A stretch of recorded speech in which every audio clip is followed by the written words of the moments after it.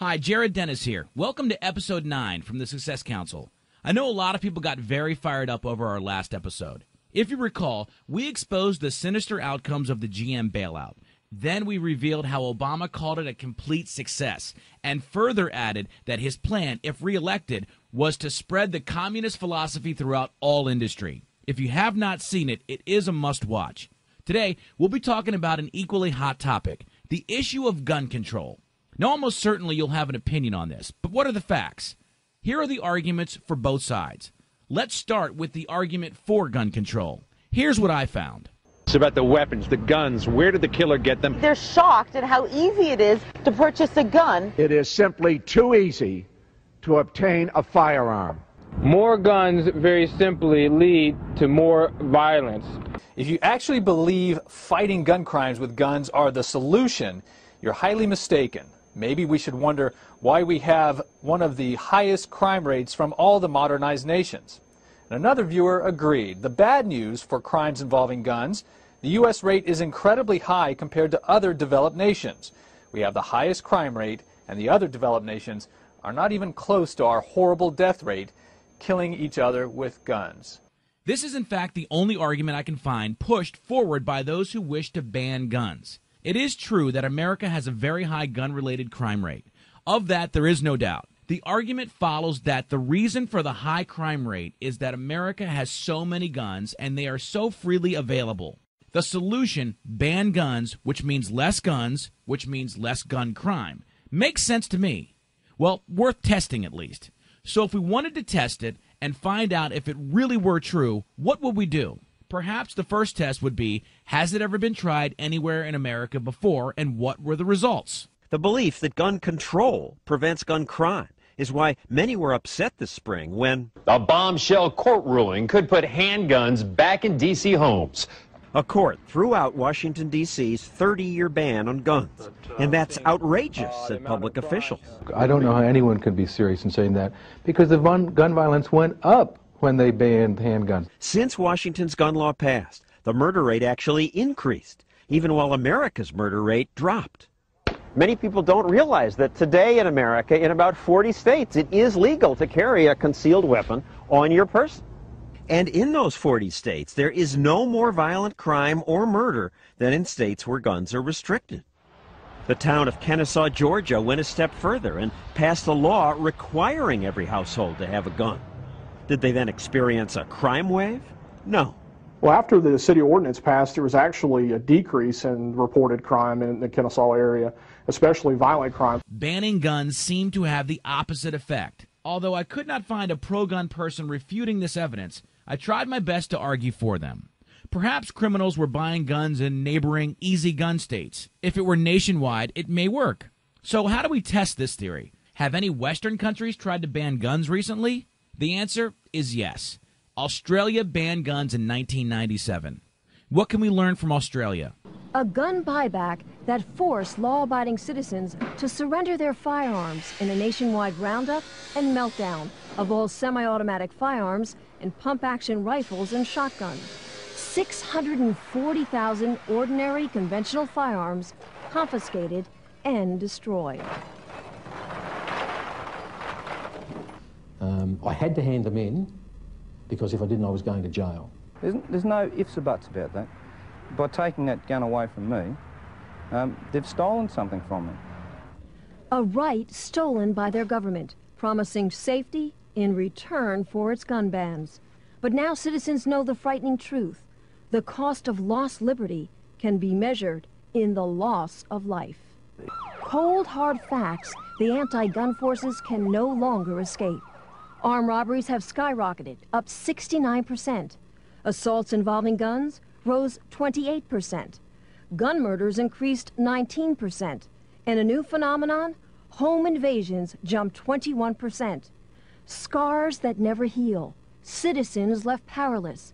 But it's criminals who have been empowered and emboldened by the new gun laws because the innocent can't fight back. What's happening today is that the offender, the bad guys, are happy to break into somebody's house. They're not frightened to break into somebody's house while they're at home. Citizens deny the right to protect themselves by a justice system that won't and police who can't. They're undermanned, and morale has never been lower. A political fraud, gun bans that haven't made a difference, and gun owners now struggling to stop a growing momentum against them. The people pushing the removal of guns from the Australian society are already saying that's only the first step. Publicly, that's only the first step. Now we want the handguns, we want every other firearm. They're warning to Americans, don't think it can't happen to you. It can, and it already is.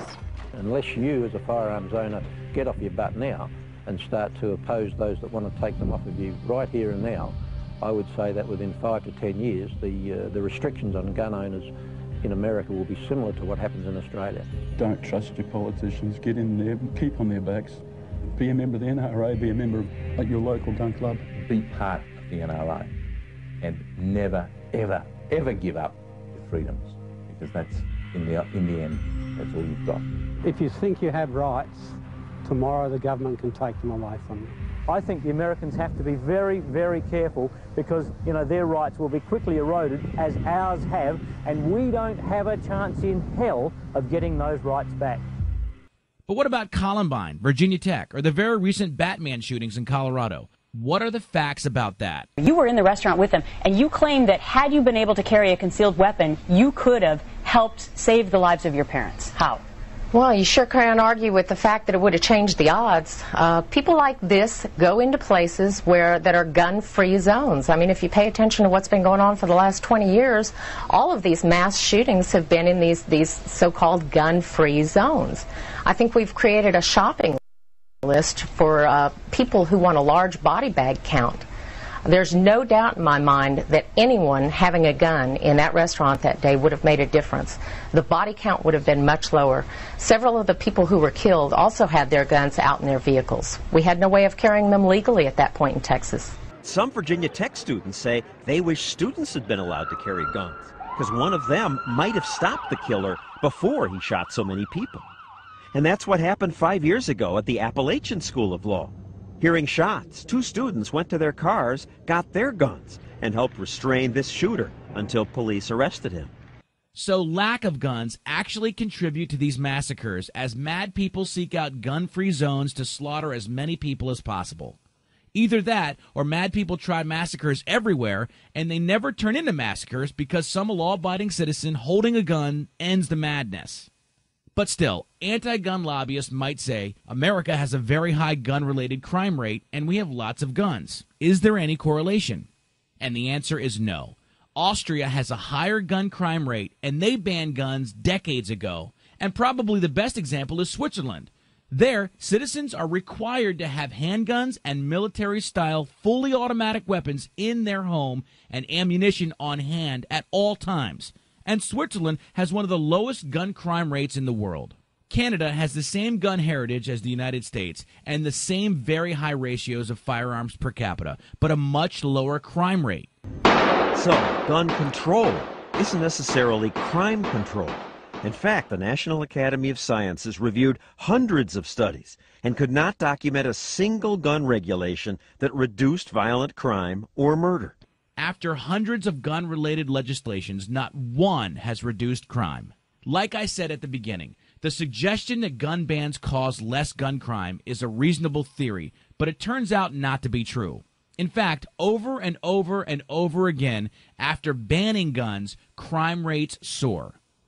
With the benefit of the evidence and the hindsight, it's easy to explain why. Criminals don't obey laws. They don't hand in their guns. And law-abiding citizens who do become easy targets. The lack of guns emboldens the criminals to act more frequently. I don't know what causes the U.S. to have high crime rates. Maybe it's the violence on TV and video games. Maybe it's the government-run education system. Maybe it's the fact that the U.S. government is the world's most prolific perpetrator of violence in the last 50 years. Maybe it's because America sees itself as the policeman of the world. Maybe it's something else. I don't know what it is, but I do know the evidence is overwhelming that it is not the accessibility or high number of guns in the U.S. And every day that people waste time trying to ban guns is energy they could be putting into solving the problem of violent crime. Next, we will critique the arguments of the other side of the fence. I've noticed 5 arguments in favor of not restricting gun ownership. What blows me away is the top 2 reasons are almost never discussed when debating the issue. But we will cover that in our next episode. Until then, please go ahead and like this video and share it on Facebook, and email it to your friends as well. Check out more of our videos at successcouncil.com.